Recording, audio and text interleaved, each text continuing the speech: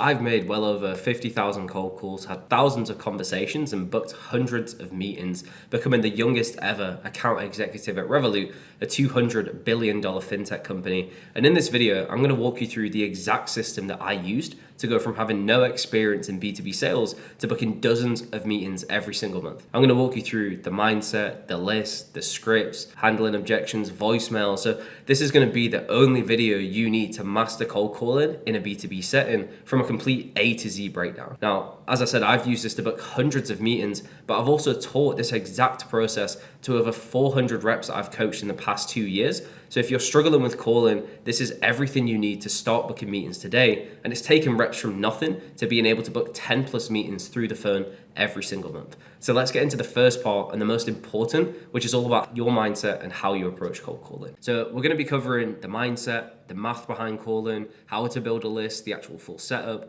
the scripts, voicemails, tonality, and how to handle objections that come up. And we're going to start with the most important thing, which is all about mindset. Because cold calling still works no matter what people think. One of the biggest misconceptions that I see is when I'm working with reps or talking to them, they just think that nobody wants to be called, that you're just bothering people, you're interrupting their day, right? So they're failing before they even pick up the phone due to their mindset. They're viewing themselves as an annoyance and sort of just agitating the prospect instead of thinking they can actually help.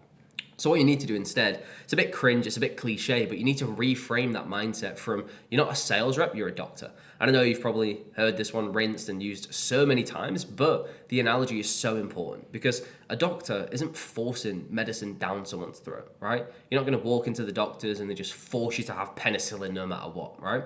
They're going to ask you for your symptoms, figure out what the root cause of the issue is, and if they can help it, they're going to offer a specific solution for that issue. Whether you take it or not, whether you get the medicine, they don't necessarily care because they know they've done their job.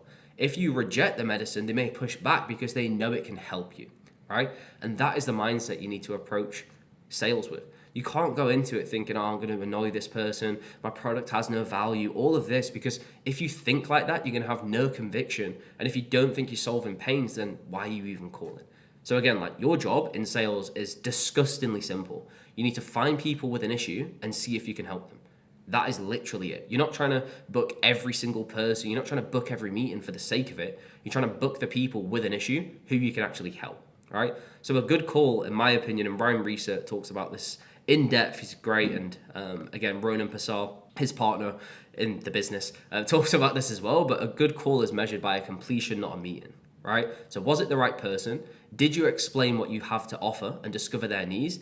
And did you get a clear outcome? Whether that's a follow-up, so a no right now, but reach out in a month, a yes or a no, right? And that's how you get into a consultative frame. I can't stress this enough, but your job isn't to book every single person. Like your product can't help every single prospect, and that's fine. You're looking to find the people with an issue. So don't be stressed about being rejected because you can also reject a prospect. They can not be the right fit for what you sell, okay? So your mindset is key. There's a few mental models there to help with this because, just saying an analogy of think like a doctor is very different to when you're actually on the phone. So the first thing, and one of the most important, is to just detach from the outcome, right? But the way to do that is separate your inputs and what you can control from outputs and things you can't control. So obviously at the end of the day, the output is going to be booking a meeting if you're making a cold call in B2B sales, right? It's very rare that you're going to be trying to sell somebody over a cold call. So the goal is to book a meeting. But the things you can control is the amount of dials you're making, the quality of your tonality, how good your questions are, your active listening, right? And they're the only things you can control. So that's what all of your time should be focused on. If you're like picking up the phone, going into it thinking, I need to book more meetings, you're going to be setting yourself up for failure because you're guaranteed to get rejections, right? Like that's natural. It's part of it. You don't know whether the prospect's going to say yes or no, but if you focus on hitting your dial goal, having great tonality, and again, focusing on that completion, did I talk to the right person? Did I see what their issues are? Like, can we even help? That's going to allow it to be a lot more sustainable for you. The next thing as well is just equilibrium. So a yes is expected, a no is expected, right? So you can't get highs on the wins and crash out on the losses because your job is to just focus on execution. Even the best cold callers in the world, let's say you have a 40% conversion from every person who even picks up, let's say, to book in a meeting, that still means you're getting told no 6 times out of 10. So even if you're world class, you're going to get more rejection than not. So don't go into it thinking, I'm scared to get rejected. What if they say this? Like, go into it knowing that you're going to get no's, but also knowing you're going to get yeses if you actually work your system correctly. The second one, and I love this, which is just action over anxiety. Again, like a lot of the stuff when it comes to mindset for calling is just applicable in life, because you will be anxious to call. That's fine. Do it anyway. Like, I've cold called for years, like 7 years now. I've made thousands of dials, booked hundreds of meetings, and I still feel a bit nervous before I pick up the phone. I still get the butterflies. I still feel like, oh, but I pick up the phone anyway, right? And that's what you need to do, because proof is going to build your confidence, right? So most reps are thinking, oh, if I have the perfect script or map out all my objections or work on this, then I'm going to be in a great spot. But that's just not how you need to approach it, right? You need to think, as Goggins says, that you don't get belief from shouting affirmations in a mirror. You get them through proof and action. It's a bit paraphrased, but the point stands of all the prep you do, all the mastering the script and role playing, like all that shit is good, but it's not going to get you confidence like picking up the phone and talking to real people. Because when you make the first 10 dials, you realize it's not that bad and you should have just done it anyway. So again, do the thing. Make your first dial and then the rest are a lot easier. The activation, energy, and actually starting is the hardest part. Again, a little phrase from Hormozy, which I love, which it takes 20 years to become proficient in any skill. The issue is people wait 20 years to do the first 20 hours. So again, if you're trying to learn a new language, master calling, whatever, it's going to take 20 hours to get pretty good. But most people are just so scared to do the first hours. So again, you're going to do the thing and then build the confidence after. You're meant to be nervous, but you have to do it anyway, right? You need to just act irregardless of how you feel. And that's what discipline is turning up and executing. So don't feel like you shouldn't be nervous. Acknowledge that being nervous is part of it, and you should be, and still make the dials. Again, I see this as well, just to touch on it, with brand new SDRs, but even AEs, right? Like if you've been closing deals and haven't had to prospect or build your own pipeline in years, it's fine to feel nervous as well. I don't think because you have a big title that you're not going to be nervous. Everybody gets it, but just pick up the phone and the nerves will go. Next one is extreme ownership. So again, everything is your fault. That's how you should think about it, and take accountability for all of your controllables. So like we mentioned, the volume, so the amount of dials, your tonality, the quality of your list, the follow-ups, everything you can control, you should control. So if you're not doing well, don't try to blame, it's just because my data quality is bad. Oh, it's because my TAM is hard to reach. Oh, it's because nobody cares. You have to figure out what can you do better. There's always going to be something that you could have improved. If you're complaining about your list quality, pay for your own tool. Buy full enrich yourself and enrich it. If you're complaining about, my TAM's hard to reach, then just build a bigger list. Do you know what I mean? You can always control something. And blaming externals equals death. A bit extreme, but it applies to life and especially cold calling. So if you're blaming your manager, your territory, your market, nobody cares. Because if you give the power to something you can't control, my territory is just hard, then you're not going to be able to ever fix the result because it's not in your control. So as I mentioned, take control of everything. Think, what could I have done better? Whether that's, improving your list quality, whether that's making more dials, whether that's handling an objection better, there's always going to be something that you could have improved on. And that's what you want to put all of your time into. Next one's ego management. This one I see a ton, just because in life, it's very rare that we get rejected. And what I mean by this is, back in the days, you'd approach someone maybe at the bar, get told no, and you get on with it. Now, people are just swiping on fucking Tinder and Hinge and whatever, and even if you get no match, you don't really feel it, right? So your ego is often quite built up, especially a lot of SDRs. They're either high performers in college looking for their first role, or AEs have this expectation that they're senior, and they attach a lot of self-worth basically to what they're doing. And they feel like if they get rejected on the phone, then it's a reflection of their character. Sounds weird and a little bit wishy-washy, but just stay with me. So again, a lot of people put all of their self-worth on booking a meeting. So they think if I book, I'm great, and if not, I'm useless, right? And that's such a broken mindset, because you're attaching your feelings and how you react to something external. So all of your time needs to focus on what can you do. And as I said earlier, even at a 40% conversion, which would be incredible and put you in the top 1%, you're still getting told no 60% of the time. So you're guaranteed to get no's, so why would it bruise your ego? Do you know what I mean? They're just not a fit. Is a doctor going to start crying if somebody rejects the medicine they offer? Of course not. Because if you truly know they have an issue, you diagnose it to something you can actually fix, and they don't want it, that's a reflection of them, not you. You've done your job. You can't force somebody to book a meeting. All you can do is portray the value in the best way possible. So again, when you call in, don't go into it thinking, oh, I have to book a meeting. Nobody will reject me. Like, that mindset's stupid. You have to be a student and just be okay with rejection. The next one is law of averages. And this one I got taught in my second ever sales role. It was commission only in COVID. I was selling charities and so many different things, right? But I used to approach people, get told to F off, and kind of broke my soul in the first week. But once I learned this, it made everything easier, which is sales is maths, right? It's just an equation. And cold calling works because of volume and repetition, not luck or blind skill. So all you need to really focus on is working out the metrics that will get you to the end outcome. So if your goal is to book a meeting, you need to reverse engineer. So now I have all the numbers I need. So let's say it's 100 dials with a 10% pickup rate, it's going to get me 10 connects. Then with a 40% pickup to conversation ratio, that means I'm going to have 4 conversations. And a 25% conversation to meeting ratio means I'm going to book 1. So instead of going into the day thinking, oh, I need to book a meeting, I know that I just need to make 100 dials and maintain my stats and my quality. Because if I do that, the end outcome is going to happen regardless. So again, like when I used to do face-to-face sales, it was similar. We used to have stats of basically the amount of people that you would stop, so you'd approach and they would physically stop.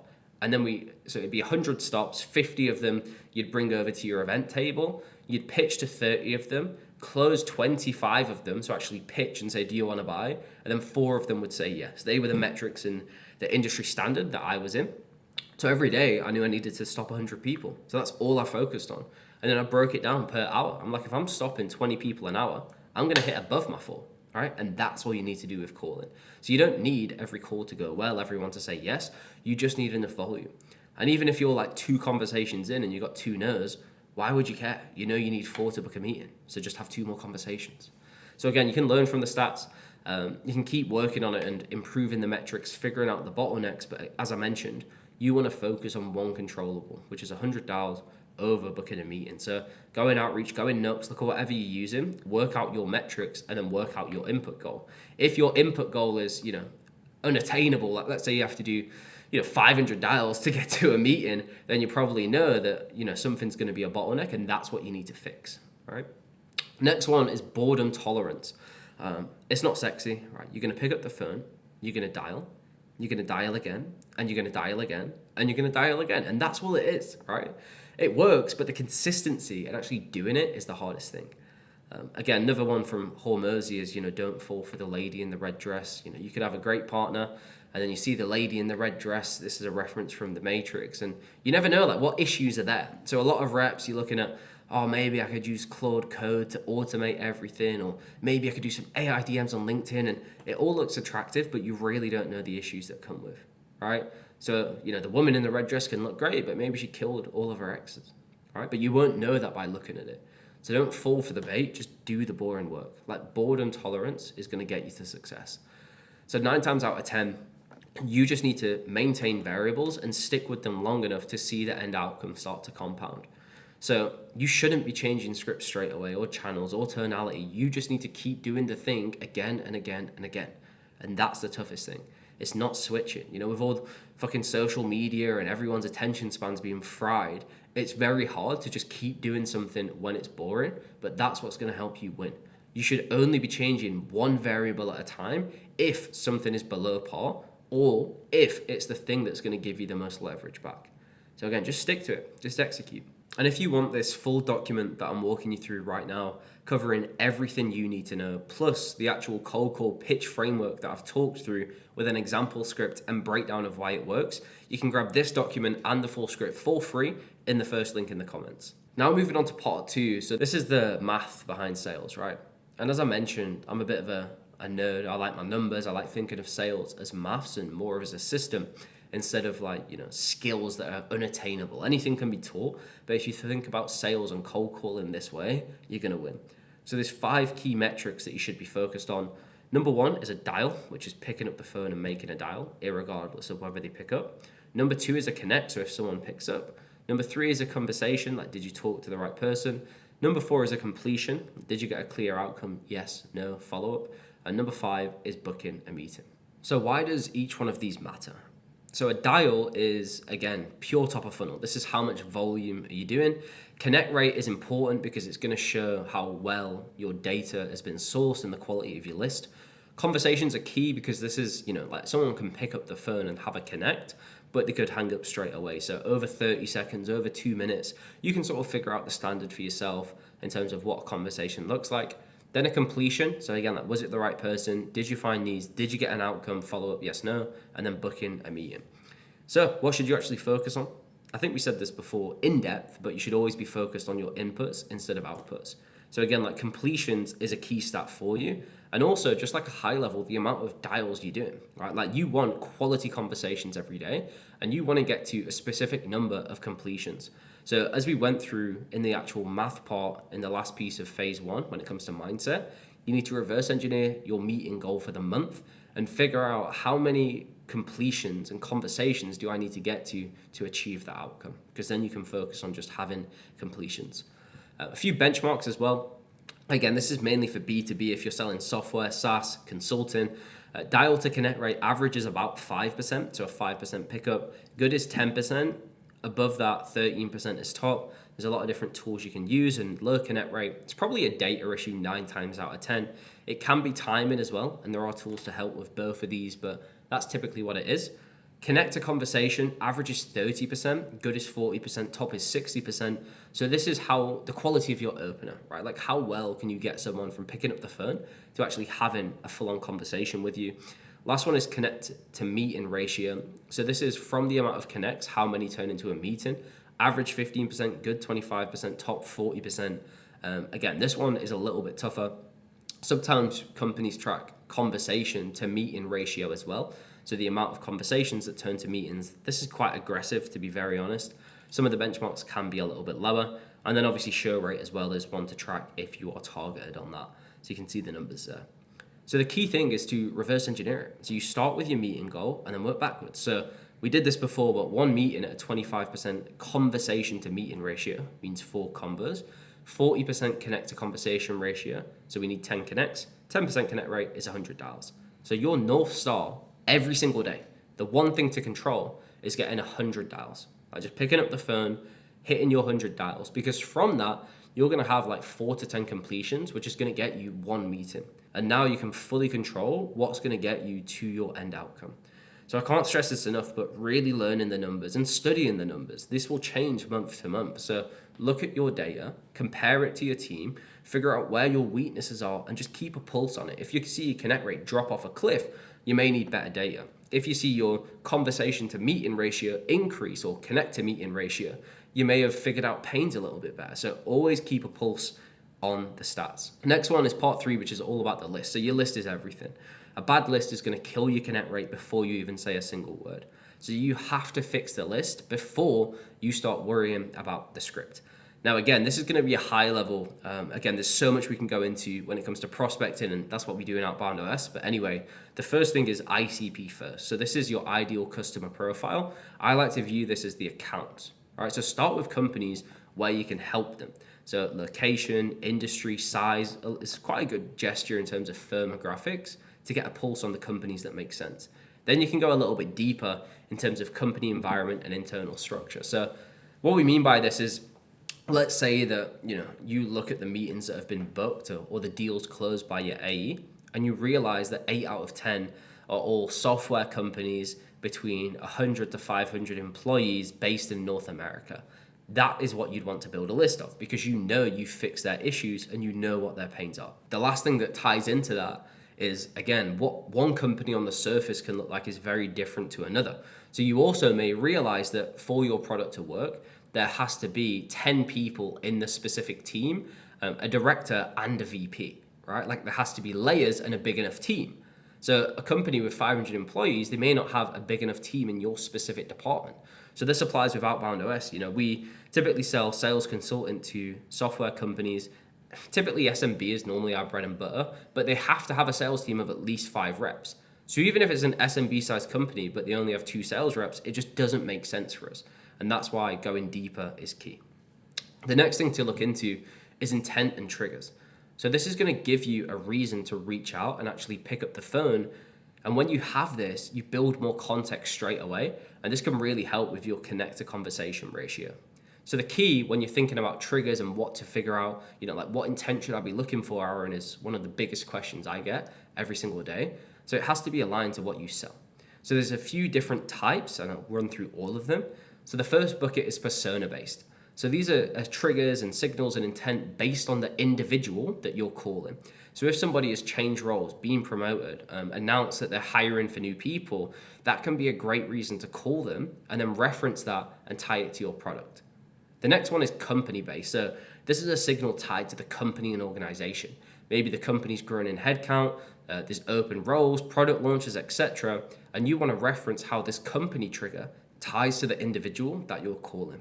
And the very last one, and my favorite, is engagement based. So these are signs for people where they're engaging with your company. So maybe they're a follower, maybe they're liking content or downloading free resources, attending webinars. You want to call them and lead with the fact that they know you and they've been downloading your resources. So as you say here, calling a list of people with intent is going to make your life easier. You can start with the relevance, which gives you a much easier in than calling a completely cold list. The example that I use with reps that I coach is pretty weird, but imagine you're approaching someone at a bar, right? And you see one person, they're waving at you, they're smiling, they're talking to their friends and pointing at you, laughing, they're showing you that they're potentially interested. Then you have one person in the corner who's like staring at a wall, and every time you look over, they give you a scowl. Like, which one would you choose to approach? Obviously the first one. And you can reference, I saw you looking over at me. And then you go in with the pickup lines. This is a video on calling, not pickup lines, so I'll leave that. But you get my point. So it's the same with calling. If you see somebody downloading resources, you can be like, hey, John, it's Aaron calling from Outbound OS. I saw you downloaded a few of our email templates last week. Did you have a few seconds to chat about them? And then you go straight in. It's much easier than picking up the phone to someone who doesn't know you, right? And the last one, so once you've got your list and you've figured out, the accounts you want to go after, the people you want to go after, and the reason for reaching out, you need good data quality. This is key. So verified numbers is going to massively increase your dial to connect ratio and the overall success you're going to see through the phone. So I'd always recommend to use a trusted provider, tool like a Full Enrich or Prospio or Zoom Info, depending on your market. Test a few of them. I personally like Full Enrich. It's the one I use myself with my team. And then as a bonus, you can use a tool like Titan X to see phone intent, which is the likelihood somebody's going to pick up the phone. Titan X will probably get you above 25% connect ratio and into an incredible position. So again, any invalid bounce numbers, just delete it, get rid of it, don't call them back, right? So if you get a call, you make a dial and the number bounces, don't try to recall that person, delete them, maybe try to, use a different tool to find their number, but just don't keep them in the CRM. So by now we've gone through the mindset, the math, the list, we can move into the actual setup, right? Because your environment is going to shape your behavior more than motivation ever will. So this is the process and how I'd recommend to set up your day for calling success. The first thing is having call blocks. A lot of people are just scattered in their approach. 1 minute they're dialing, next minute they're emailing, next minute they're on Slack, next minute they're on LinkedIn, and it's just shit. They're just doing everything at once, and it's impossible to focus when you're bouncing back and forth. Right? So you need to have a structured block at the same time every day and treat it like a sport. As we spoke about earlier, the best reps have boredom tolerance. They can just execute the same thing again and again. And a lot of people think that, having a routine or a structure is going to limit your creativity. My argument is it's going to help you. It's going to push you to be more creative, because when you execute on the task you need to do, you're not putting all your cognitive effort into when should I do a task. You've already decided on that before you're picking up the phone. So how I do my call blocks myself is I have one in the morning, first thing. So as soon as I get in, I'm eating the frog. I'm doing the thing I don't want to do, which is making dials. So first block, 9 to 11, 2 hours straight, picking up the phone, ripping dials. Always prep your list the day before. In that block, you don't want to be thinking who to call, what intent, do all that the night before so you can just log in and rip dials. Second block I'd recommend to do in the afternoon, 2 to 4-ish. Again, you can sort of play around and figure out what timings work well for you. You may have meetings, you may have stuff going on. Key thing though is have 2 blocks, and I'd recommend to do 4 hours a day, minimum if you're an SDR. If you're an AE, again, it really depends, but you should still be doing at least 1 2-hour block every day. And as I mentioned, do this Monday to Friday. There's no reason to skip a day. So as I just said, you should be preloading your list the night before.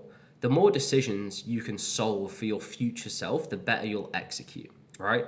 So a really good example that I was taught is, when a pilot is going to go fly the next day, they don't like get into the cockpit and think, fuck, let me look at the map, let me plan my route, have I got enough fuel, is everything set up, how many, like they know all the information before. So when they turn up, they get in the plane and they fly. They can focus on the one thing that they're there to do. You should do the same with calling, like prep everything before so you can just turn up and execute. So I'd always recommend like no notifications, turn off Slack, turn off email, don't bounce between 50 different tabs. Because when it comes to calling, it's not like one big thing that's going to kill you, right? Like it's not, awful tonality or some massive, you're just going to get told to F off by every person like reps think. It's just death by 1,000 cuts is what stops 90% of reps. It's them never getting into a flow because they're constantly switching. It's them missing their dial goal because they get distracted. It's them context switching because they're bored, right? That's what actually stops you. And this is the case in general. Like, you just need to execute on the task at hand. So delete everything, just do the one thing. The next thing that I'd recommend is to have a little pre-call block ritual. You can sort of do whatever you want. You may think this is a bit cringe, bit woo-woo, just do whatever works for you. But genuinely, like mindset and how you approach calling can make or break your day. And if you don't get into the right state of mind, you're going to do terrible. Because 2 reps can say the exact same script. But if one is stressed and anxious and really focused on the end outcome, their tonality is going to be terrible. Versus if one feels good, they feel fine either way, they're ready to accept whatever outcome they're going to get and they're focused on their inputs, their tonality is going to be incredible and rep 2 will get way better results, even saying the exact same thing. So the first thing is like shake it out, stand up. When you're dialing, get a standing desk, like stand up, rip dials, walk about. You should be moving. If you're just slumped in your chair all day, all tight, just bored, looking depressed, like you're not going to be able to have the conviction on the phone to get somebody excited to stand up when you're dialing, move about. When I used to do face-to-face sales, we used to have a morning huddle that was like an hour of role playing and we'd all be standing, we'd be moving, we'd be practicing getting into the right state of mind. Step 2 is to just do a little bit of box breathing. I do this one before I do anything really, like in for 3, hold for 3, out for 10. You can do like proper box breathing as well. So in for 3, hold for 3, out for 3, pause for 3, and repeat. Breath work is so good. It really does help to sort of balance out your heart rate. Like I mentioned, you're not trying to get rid of the anxiety to dial. That's always going to be there. You're trying to think like, how can I control everything in my power to make it as easy as possible for me to execute regardless? And then like set your intention, like say to yourself, physically or mentally, I'm here to find people with problems who want to solve them. Not everyone's a fit, and that's fine. Take 60 seconds. Like I said, it sounds a bit cringe, but it genuinely helps. Like if you're looking at this thinking, Aaron, what the fuck are you talking about? Do it. Like genuinely just try it. And I promise you, you will be better at cold calling if you do it for a week straight. And once you do this before your 2-hour block, you're actually ready to execute. You're dialing for 2 hours straight. This isn't like 10 dials and stop. This is dedicated execution. So this 60 seconds to prime that block is well worth the time. And the very last one is like a post-call reset. Personally, I think you sort of get thick skin. You become a rhino when you're in sales for long enough and you don't really care about yeses and nos, but sometimes you'll have a really bad call. Someone could just say something awful, maybe you messed up and you're just stressed about it. Just pause, like take 2 seconds, pause, reset, next dial, nothing changes. And then when you're ready, go again. I'm not saying like pause for 10 minutes and use it as a distraction to procrastinate. All I'm trying to suggest is like, just chill, get onto the right place again. Because if your mindset is bad and you're carrying the negative energy of one call into another call, you're going to affect the likelihood of you booking that prospect because you're bringing in baggage. Do you know what I mean? It's like, again, hate to use dating analogies, but if you approach a girl, get rejected, or approach a guy, get told no, and then you try to approach someone else, but you're still sad about the first one, it's going to affect your future outcomes. So just reset. The goal's equilibrium, like focus on keeping that steady balance throughout and don't have these super highs or super lows. So part 5, now we're getting into the juicy stuff, which is probably why you're here, which is the scripts, right? So we're going to run you through 2 different scripts. The first one being the access framework, which is how to deal with gatekeepers. And the second one being the pitch framework, which is what we use when we actually have a call. So access is all about getting past the gatekeeper. Now, depending on what you're selling, you may have more gatekeepers or less gatekeepers. If you're selling software and calling CFOs and CEOs, there may not be as many. But if you're selling to more traditional businesses, you may run into gatekeepers all the time, right? So a gatekeeper is someone who isn't your prospect and they're screening you before you get to the main prospect. And again, there's so much like AI of screening nowadays where people have it on in their settings. And the whole job of a gatekeeper is to get out the wrong people and make sure they don't get through and let the right people through to the prospect. So most reps are treating gatekeepers like blockers to be. They're thinking they're the enemy and their whole attitude is defensive or they're agitated, and that's just not what you want to do, right? Because we know that they want to let people in, but they have to be the right people. So we want to lean into familiarity and them knowing us and the prospect knowing us, because that's going to increase the chance that we're going to get through. And that's what access does. It builds that familiarity to help you get through to your prospect. So the first part of the framework is A, which is authority. So it's your presence. Like, you need a clear, low, composed tone. If you sound surprised or desperate, you're going to get hung up on, right? So focus on tonality, downward inflections, and just sound like you're meant to be there. Next one is context. So again, salespeople often mess up by answering unanswered questions. So you should only be adding context if they ask. If you're like, oh, it's John from ABC company, I was just ringing because da-da-da-da-da, like, it's just way too much info straight away, and you're showing you're a salesperson, right? So only use the context if you need to bring it. Next one is control. So after asking to be put through, stop talking. Like, your aim is to control the conversation, not let it be controlled by the gatekeeper. So go into silence. Like, don't start over explaining or trying to justify why you're there. It shows that you're not meant to be there and you're not going to get through. So just sit in the awkwardness. Your job as a salesperson is to live in the awkwardness. I got told that from one of my mentors a while ago, and I love it. It's being okay to just sit there and accept it. Next one is E, which is to establish familiarity. So as I said, if you need to add context, the whole thing you should be doing is building familiarity. Like, sound like you know this person. Like, instead of saying, oh, please may you put me through, or can I be transferred to Mr. Smith, please? Like, oh, can you pop me through to John? Like, you want to sound like you know this person already, because if they're like, oh, he knows John, they're going to put you through, all right? And then the last two is strength with relevance. So if they push back, tie it to something specific and timely. So don't just give vague stuff like, oh, I just wanted to chat to him. Like, oh, yeah, it's about, and then use the trigger if you have it. If not, reference their role specifically. And the last S is to step back. So if they're holding firm, don't be a dick. Like, don't start screaming at the gatekeeper or trying to argue with them. Just step back, no stress, appreciate the help, and then just leave it, right? Because you are going to call this prospect again likely, so you don't want to burn that bridge. You want to try and get through to them. So an example of this is in action. So you have GK, which is the gatekeeper, and then what you could say. So, the gatekeeper might be like, oh, good afternoon, this is Sarah, like, who's calling? We move straight into, oh, hey, Sarah, it's Aaron from Outbound OS. Can you pop me through to John, please? And then you shut the fuck up. Then the gatekeeper might ask, oh, what's this regarding?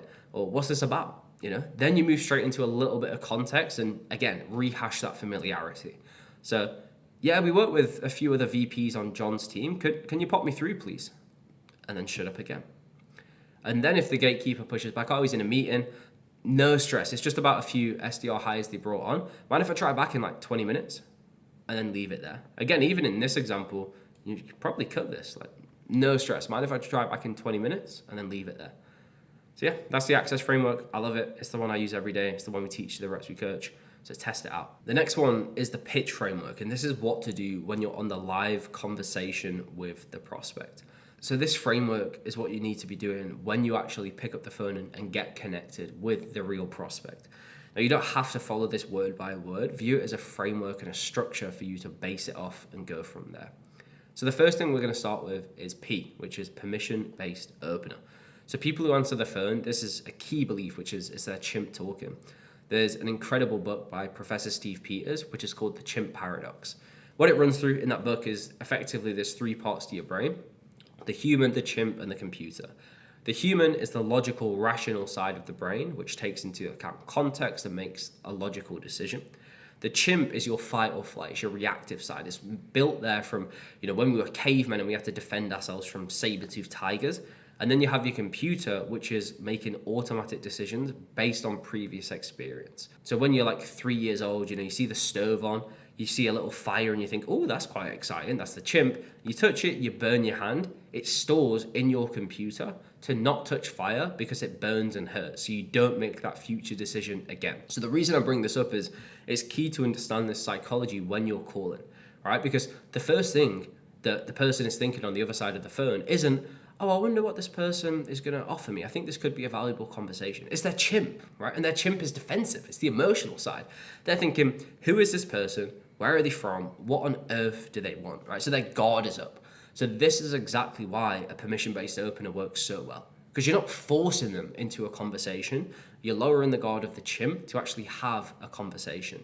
So again, the idea is to ask a question, keep it low and steady. You don't want to agitate them more and stress them out by leaving them confused. So an example of this would be like, hey, name is Aaron from Outbound OS. Did you have 30 seconds so I can share why I'm reaching out? And as soon as you said it, stop. Like pause, let them process it. The idea is to lower the guard. And when they've allowed you that 30 seconds, or they think they have, it's really going to help to make them less stressed so you can get into the pains. So I love a PBO. It works really well. You'll see a lot of different opinions online, but I still use a PBO every single day. The next one is I, which is identify challenges. So features only have value when they solve real issues. So nobody cares about what your product is, what you sell. They care about how it helps them solve an issue. So what we don't want to do is jump straight into, oh, here's what we do. Do you want to buy? And our feature is unique. We do X, Y, Z. Like, nobody cares. What we want to be doing instead is starting with a bucket question. So a bucket question is where you list the most common pains that your ICP and prospect faces every single day.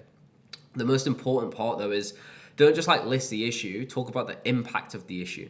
There's so many issues that people live with every day, but inertia makes them not act, right? Like the cost of changing or the effort it would take to change or switch is more than the current pain they're in. So adding the impact shows why they should even care about it.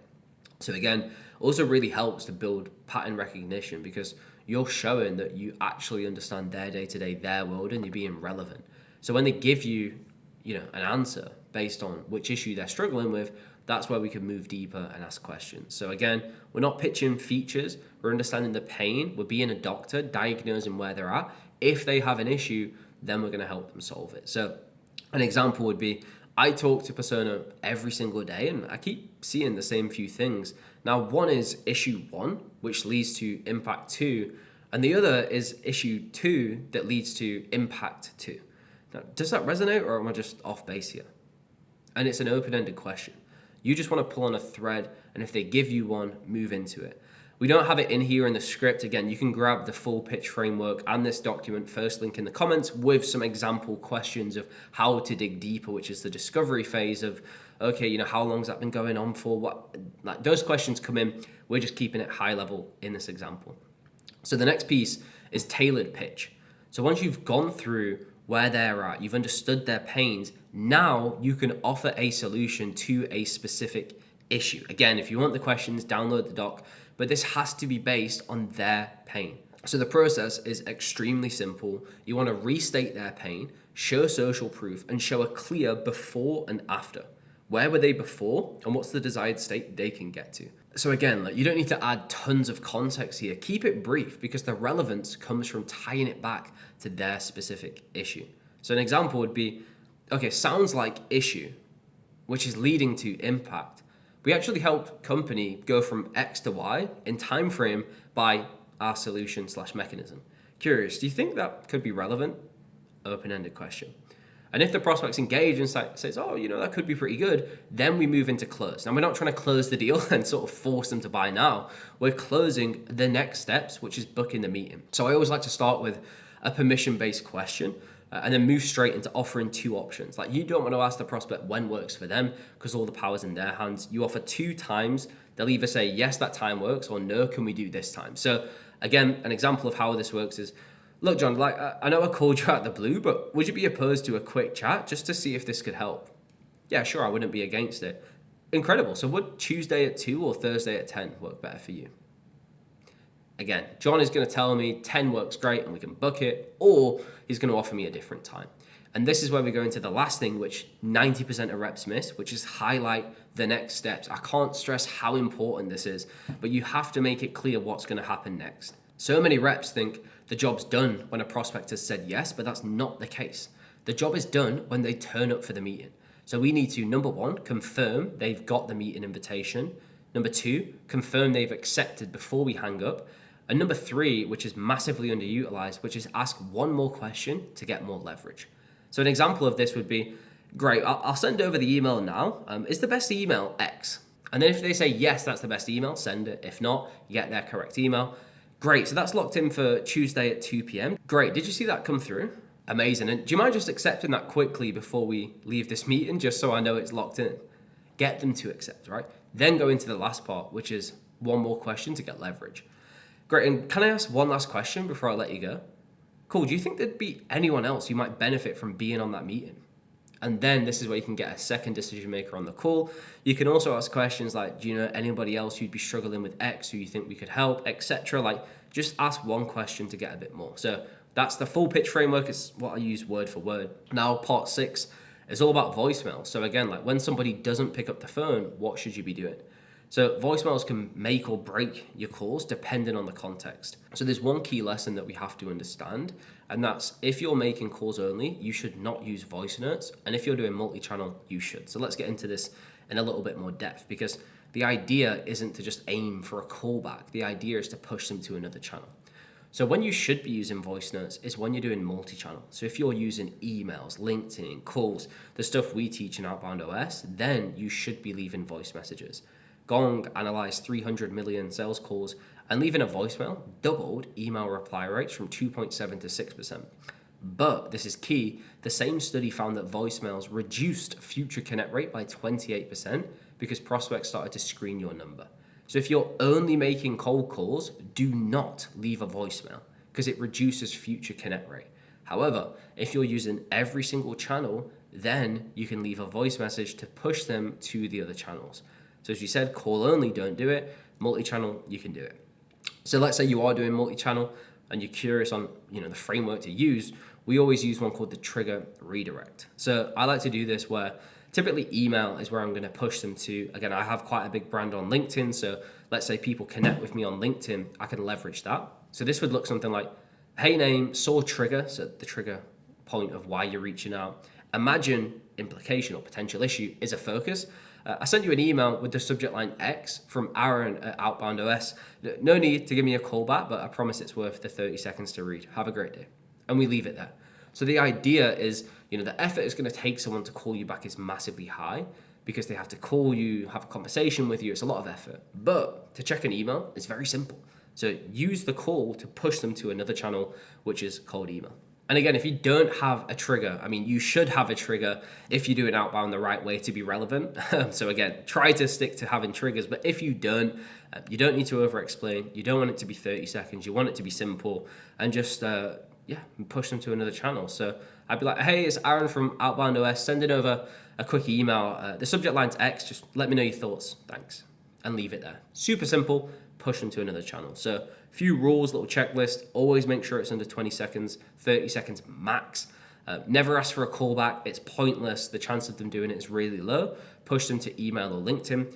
Sound calm, confident, rushed voice messages where you sound stressed are just going to get deleted. The goal is familiarity, not to convert someone, right? So you want to build the familiarity across all platforms.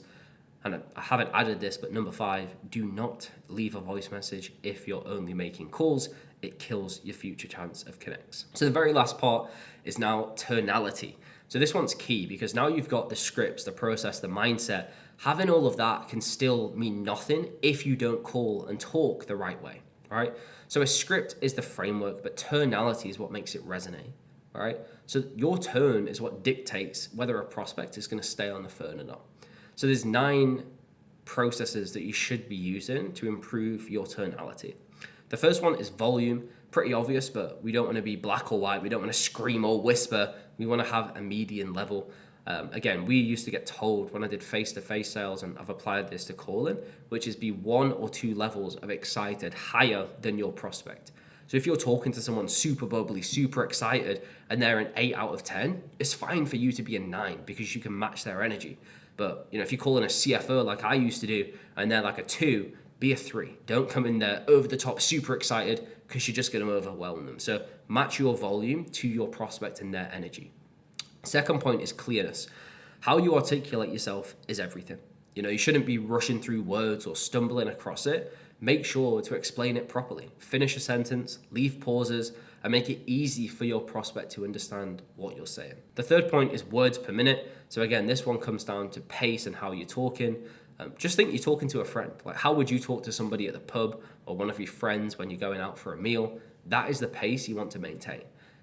If I started talking like this on a cold call, then the person is just going to get overwhelmed, right? So you want to match the pace, again, that you talk to a normal person at, and just when you're having a chit chat or a conversation. Number 4 is great, and that's pauses, which is you should be pausing after a question, after a key statement, because silence is a way to communicate. Whenever you pause, it puts an emphasis on what you just said. Again, I just did it there because when I paused, it put an emphasis on the statement to make you think about it a little bit more. So don't try to fill the gaps. Again, it's a little bit tough over the phone. Sometimes you'll have slight delays, slight connection issues. So be okay to pause for a few seconds. And even when a prospect has finished talking, leave it 1 to 2 seconds before responding. Typically like 1.5 seconds, 1.2 seconds. I know you can't time that, but just roughly do it for just over a second to respond, to allow them extra time just to sort of compensate for the delay. Number 5 is inflections. So downward for statements and requests, but upward for questions. So again, when you're doing a PBO, you don't want to say, do you mind if I take 30 seconds? Because that sounds like it's a request and it's for the prospect, right? What you want to do is say, mind if I have 30 seconds just to explain exactly why I'm calling? And if it's not relevant, we'll leave it there.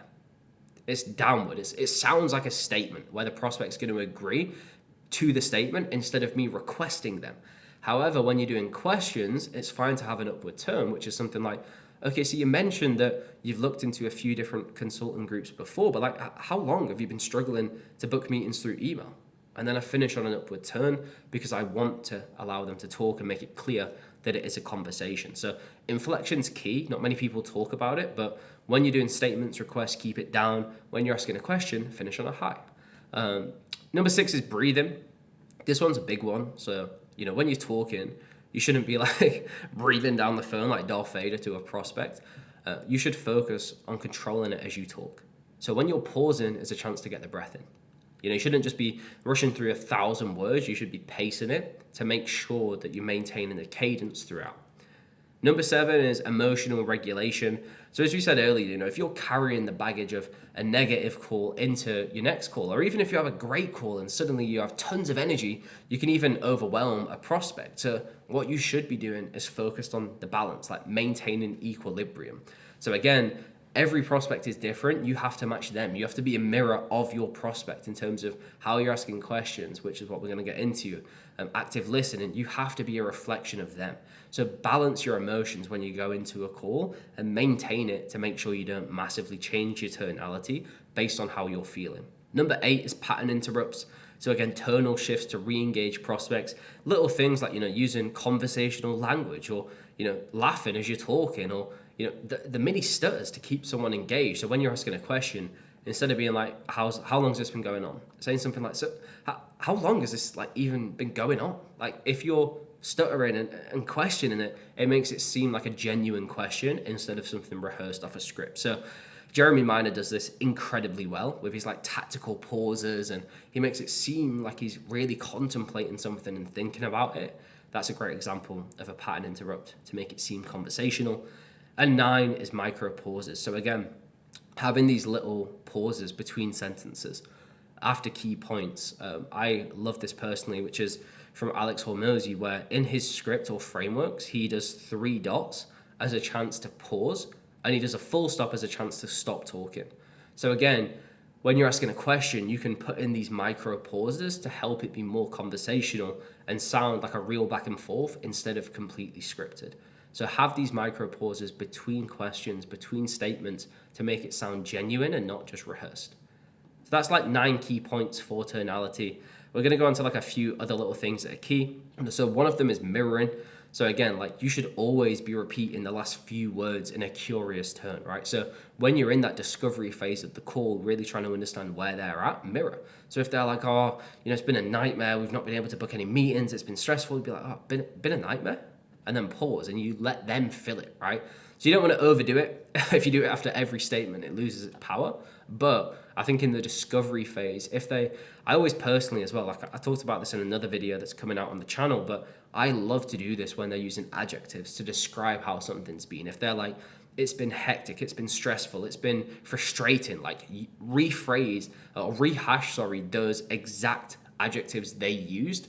Because prospects always believe their words and what they say more than you as a salesperson. Next one is labeling. So again, like name the emotion you're hearing. So like, sounds like it's been stressful, sounds like it's been a pain, sounds like it's frustrating. Because when somebody feels understood, they stop defended.